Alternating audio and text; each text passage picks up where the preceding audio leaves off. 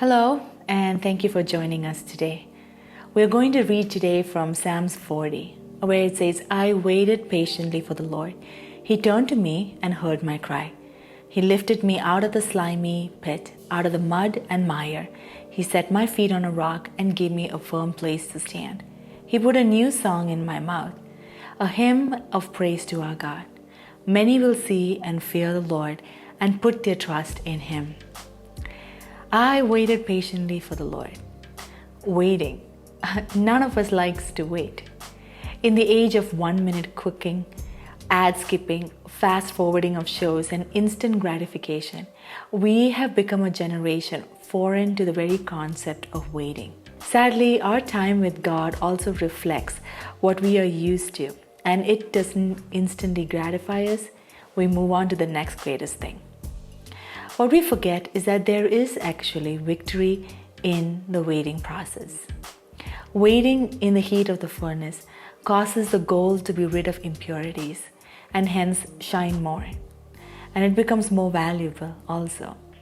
Waiting causes the caterpillar to transform into a butterfly.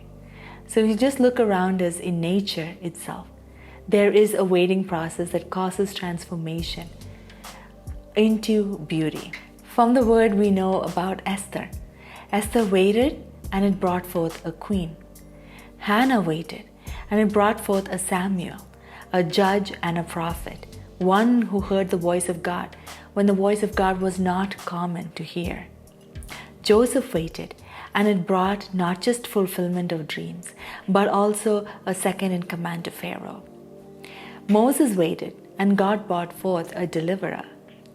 Elizabeth waited and brought forth a forerunner to the Messiah. Anna waited and saw the salvation of God. You see, waiting is not a bad thing at all. Instead, it is one of the crucial processes for us to grow and to become the mature body of Christ. When we are too much in a hurry, many a times character is not formed, and that can be dangerous. When we wait, rather, our strength is renewed. It gives us time to focus and to reevaluate. After the waiting process, I want you to be encouraged that there is a mounting process.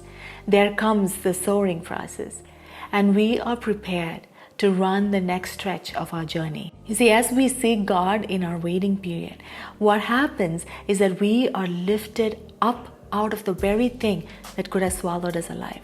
We are taken from that muddy mire and we are placed upon a rock, our feet on solid ground. So therefore, waiting causes stability. Our trust is solidified and a new song is put in our mouth. Not the old song, not the old rhetoric or the old narrative any longer, but a new song is put in our mouth, which rather turns into praises for our God. As we wait, people are watching us. And what happens when they watch and wait and see what this waiting has cost in us?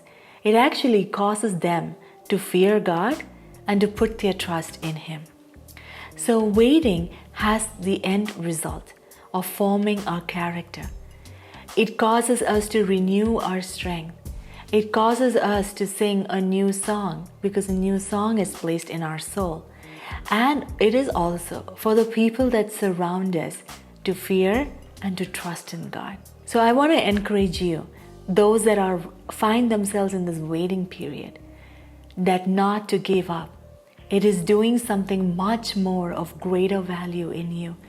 It is causing for God's character to come forth in you. It is causing you to get ready for the season to soar. May God bless you with these words and join us again next week.